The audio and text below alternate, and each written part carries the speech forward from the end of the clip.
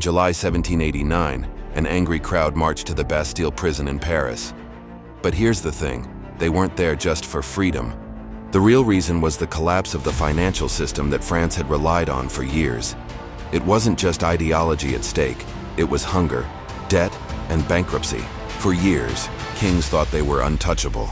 Splendor, palaces, gold. But beneath the glittering chandeliers of Versailles, an entire state had already gone bankrupt. The revolution didn't begin with philosophical books. It began with debt, inflation, and bread that cost more than a worker's wage. The guillotine wasn't born from iron, it was born from ledgers of debt.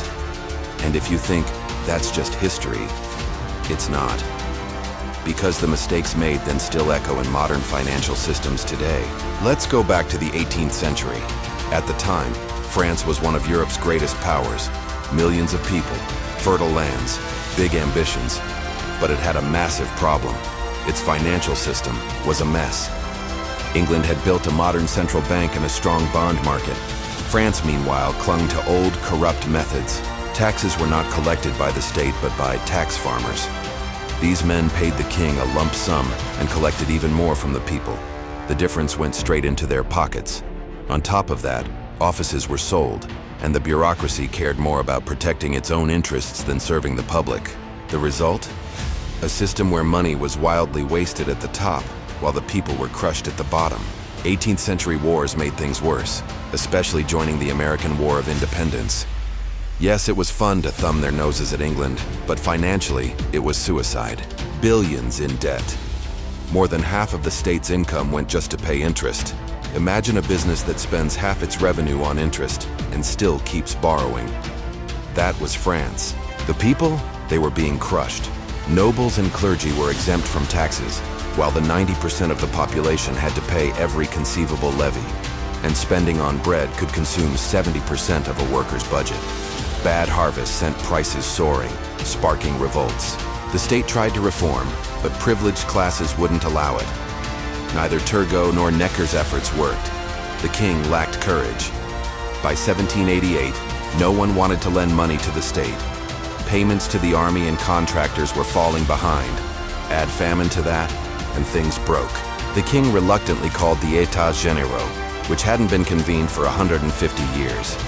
Ostensibly a search for solutions, it actually lit the fuse for revolution. The people realized the system was rotten from the top and set up their own assembly. What followed is well known. The Bastille fell, and the revolution began. But one thing history books often leave out: the Bastille fell not just for freedom, but because the financial system had collapsed. What happened next? The new revolutionary government inherited the old government's problems.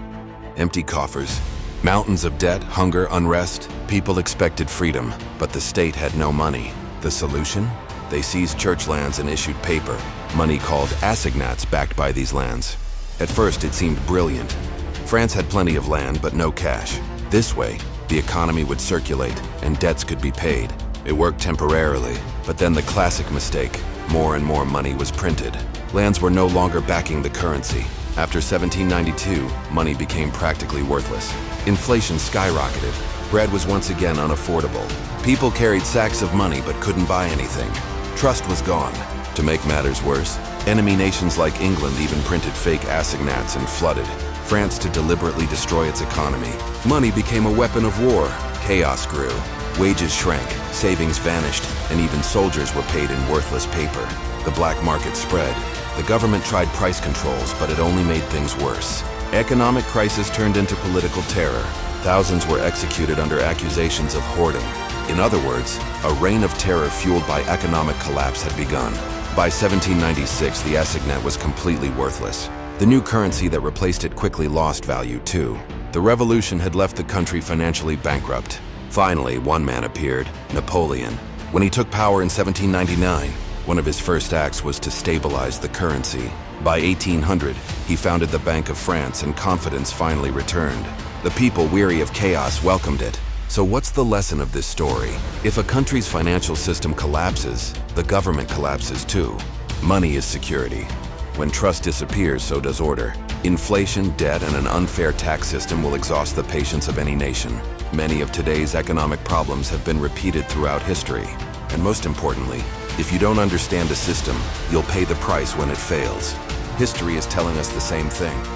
Without trust in money, no government can stand. If you like this video, don't forget to subscribe. I'll bring you all the answers about economic history.